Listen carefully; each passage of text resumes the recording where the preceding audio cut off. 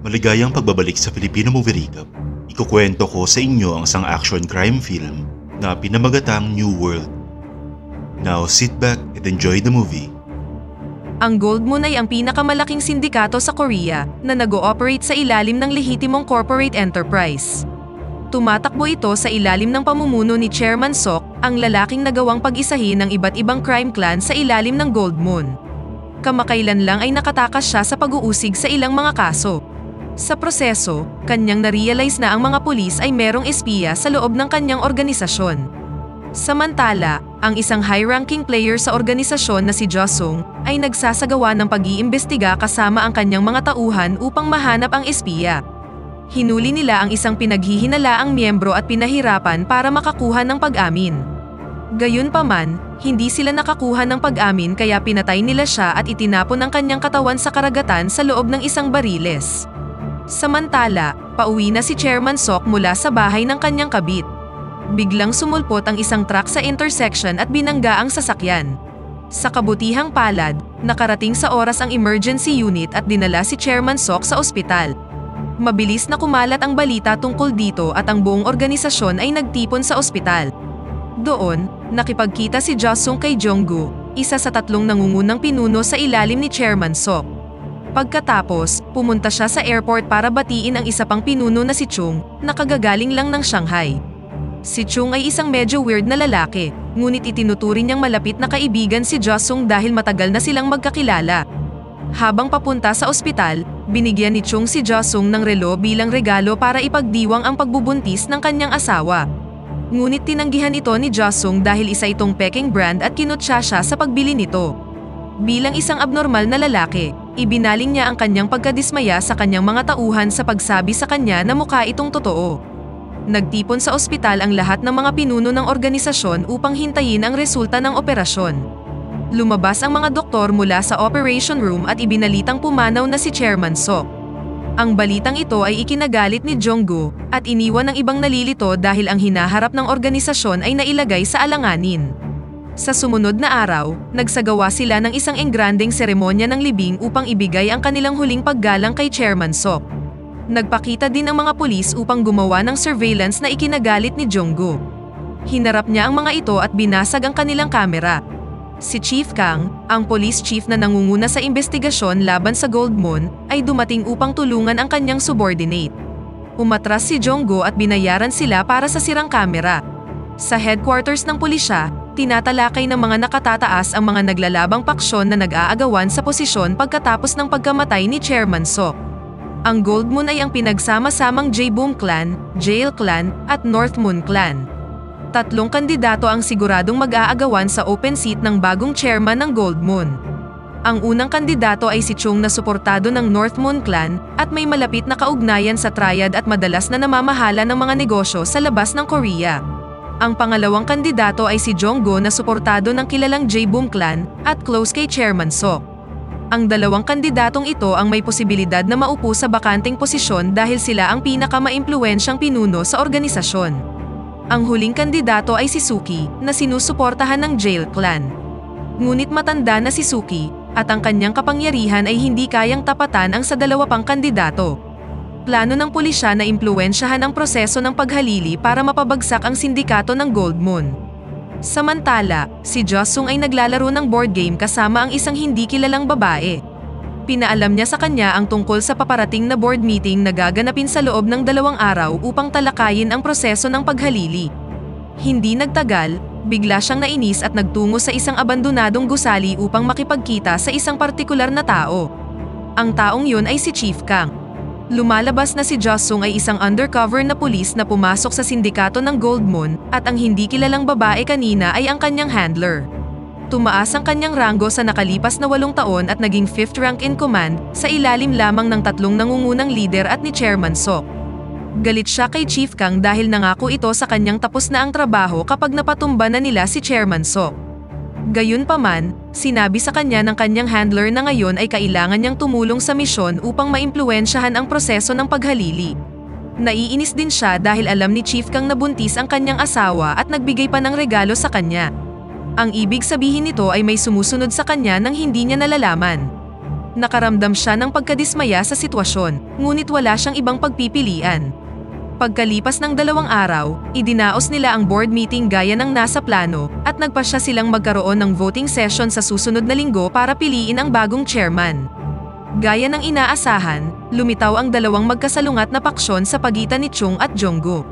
Si Josung ay mas close kay Chung, ngunit hindi siya opisyal na sumusuporta sa sinuman. Pagkatapos nito, naglakad siya pabalik sa parking lot kasama si Chung.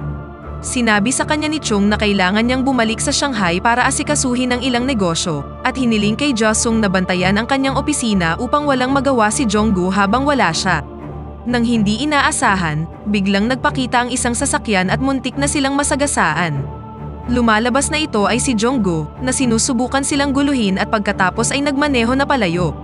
Sa sumunod na eksena, pumunta si Josung sa kanyang handler para magbigay ng higit pang intel. Tinanong niya ito tungkol sa mga detalye ng misyon dahil nakataya dito ang kanyang buhay, ngunit hindi sa kanya ibinahagi ng handler ang impormasyon gaya ng nakasaad sa protocol. Ang kailangan lang gawin ni Josung ay sumunod sa mga utos, at ito ang labis niyang ikinapipikon. Mas nagtitiwala pa sa kanya ang kanyang mga kasamahan sa sindikato kaysa sa mga kapwa niyang pulis. Bago siya umalis, sinabi niya sa kanyang handler na aalis ng bansa si Chung sa susunod na hapon. Samantala, inimbitahan ni Jonggo ang isa pang pinuno sa kanyang opisina at sinubukan silang takutin upang suportahan siya. Sa sumunod na araw, sinamahan ni Josung si Chung sa airport. Narealize niya na maraming undercover na pulis ang sumusubaybay sa kanila doon. Hindi niya alam kung ano ang mangyayari, kaya halatang kinakabahan siya. Pagkalampas pa lang ni Chung sa security gate, may ilang pulis ang lumapit sa kanya at dinala siya sa kung saan. Lumalabas na dinala siya kay Chief Kang sa isang interrogation room, kung saan ipinakita nito sa kanya ang isang file tungkol sa investigation report ng Gold Moon. Narealize ni Chung na ang file ay naglalaman ng internal data na maaari lamang makuha kung ang pulisya ay merong ilang spy sa loob ng organisasyon. Ngunit sa kanyang pagkabigla, iminungkahi ni Chief Kang na magkasama nilang patumbahin si Jonggo upang madaling makuha ni Chung ang bakanteng chairman position.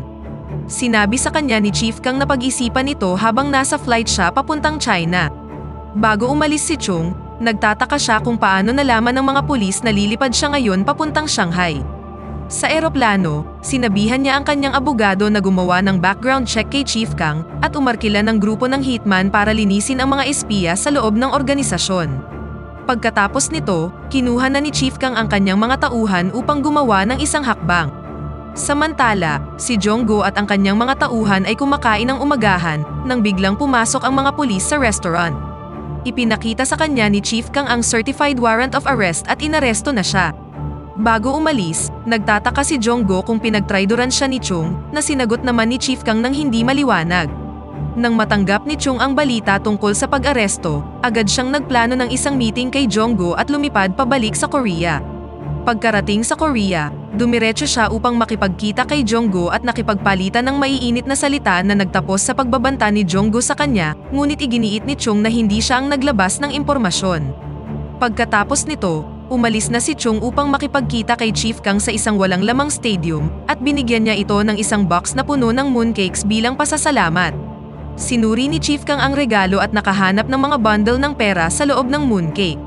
Umaasa si Chung na mapapadali nito ang mga bagay para sa kanyang hinaharap na tungkulin sa tulong niya. Gayunpaman, tinanggihan ito ng hepe at hinagis sa sahig ang mga pera. Samantala, dinala ni Josung ang kanyang asawa sa isang obstetrician upang i-monitor ang kanyang pagbubuntis. Nang pabalik na sila, nakatanggap ng tawag ang kanyang asawa at sinagot ito in private. Lumalabas na galing ito kay Chief Kang na nagtatanong tungkol kay Josung. Dito rin nabunyag na nag-eespiya siya sa kanyang asawa para kay Chief Kang. Gaya ng kanyang asawa, pakiramdam niya ay sobrang nakaka-stress ang misyong ito kaya gusto na niyang umalis sa trabaho. Samantala, dumating na ang resulta ng background check kay Chief Kang. Bukod sa impormasyon sa hepe, nagawa din ng mga Chinese hacker na makakuha ng classified information tungkol sa buong espionage mission. Nang tingnan ito, nagulat si Chung sa file na kanyang nabasa. Samantala, dumating na sa Korea ang grupo ng mga hitman na inarkila ni Chung at sila ang sikat na Chinese hitman group na tinatawag na Yanbian Hobos. Biglang tinawagan ni Josung si Chung na nagtatanong tungkol sa biglaan niyang pagdating sa Korea. Gaya ng dati, Kumilos si Chung na parang walang nangyari at sinabihan siyang makipagkita sa isang bodega dahil meron siyang sorpresa sa kanya. Pakiramdam ni Josung ay merong masamang mangyayari, ngunit hindi niya ito maaaring tanggihan. Mula sa mga nahak na file, ang Yanbian Hobos ay gumawa na ng kanilang unang hakbang. Alam na nila ang pagkakakilanlan ng handler ni Josung at binisita siya. Sinubukang lumaban ng babae, ngunit nagawa siyang mahuli ng buhay ng mga hitman. Kalaunan, dumating na si Josung sa bodega at pumasok kasama ang kanyang pinagkakatiwalaang subordinate na si Sukmo. Inutusan siya ni Chung na buksan ang isang bariles upang makuha ang sorpresang ipinangako niya sa telepono kanina. Maingat na nilapitan ni Josung ang bariles at binuksan ito. Sa kanyang pagkabigla, nakita niya ang kanyang handler sa loob na nakasuot lang ng kanyang underwear at duguan. Ipinaliwanag ni Chung na ang babae sa loob ng bariles, na regular na nakakasalamuha ni Josung para maglaro ng chess, ay isang espiya. Labis na pinagpawisan si Josung nang iabot sa kanya ni Chung ang mission file na may detalyadong impormasyon ng mga sangkot na tauhan. May huling sorpresa si Chung para sa kanya at sinabihan siyang ilipat ang file sa huling pahina. Bago mabasa ni Josung ang huling pahina, kinuha ni Chung ang isang pala at marahas na hinampas si Sukmo.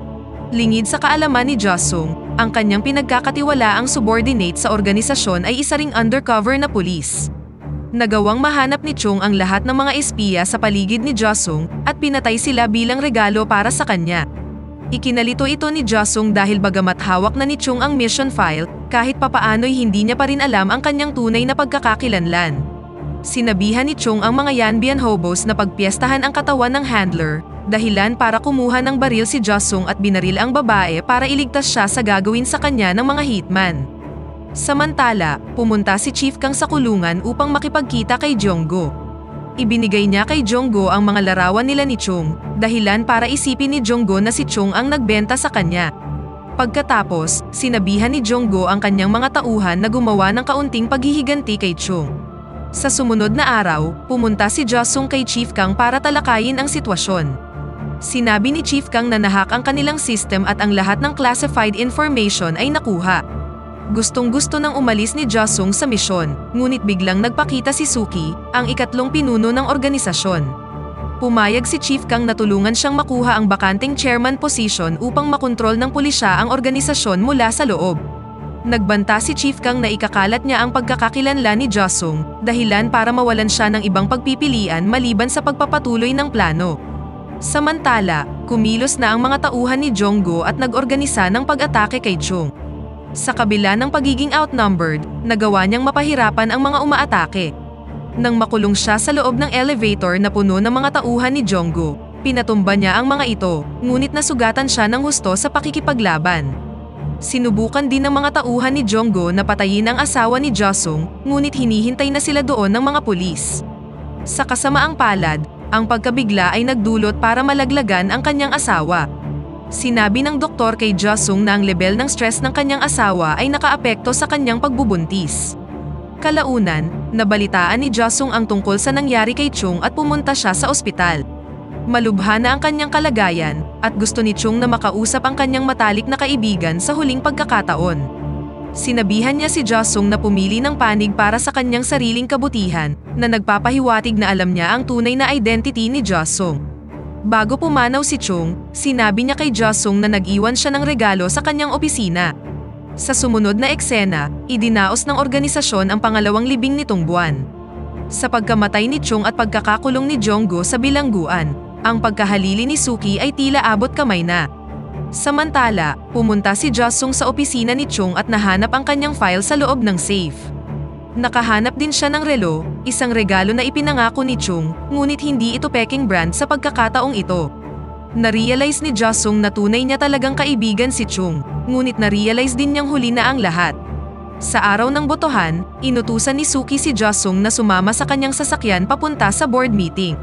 Gayunpaman, bigla silang nagtungo sa isang malayong lokasyon kasama ang grupo ng mga tauhan ni Suki na nakapaligid sa kanila. Lumalabas na planong traidori ni Suki ang kanyang kasunduan sa pulisya at patayin si Josung. Ngunit sa halip na si Josung, si Suki ang itinumba nila. Dahil sa pagkawala ni Chung at Jonggo, si Josung na ang pinakamaimpluwensyang tao sa organisasyon. Samantala, pinalaya na ng pulisya si Jonggo noong araw na yon. Pumunta siya sa kanyang opisina at nalamang naghihintay na pala sa kanya doon ang mga tauhan ni Josung. Ipinadala din ni Josung ang Yanbian Hobos upang patayin ang iba pang lider na sumusuporta kay Suki, kabilang dito si Chief Kang, na paulit-ulit na nagtaksil sa kanyang mga pangako. Pagod na siyang maglaro bilang espiya para sa pulisya at magsakripisyo ng maraming bagay. Sa huling eksena, nagpasya siyang kunin ang kanyang bagong tungkulin bilang chairman ng Gold Moon Crime Syndicate upang mamuhay bilang isang malayang tao sa ilalim ng kanyang sariling kagustuhan, at dito na nagtatapos ang pelikula. Pakipindot naman ang like button kung nagustuhan mo ang pelikula at kung hindi naman, pindutin mo ng 2 beses ang dislike button para lang makasiguro.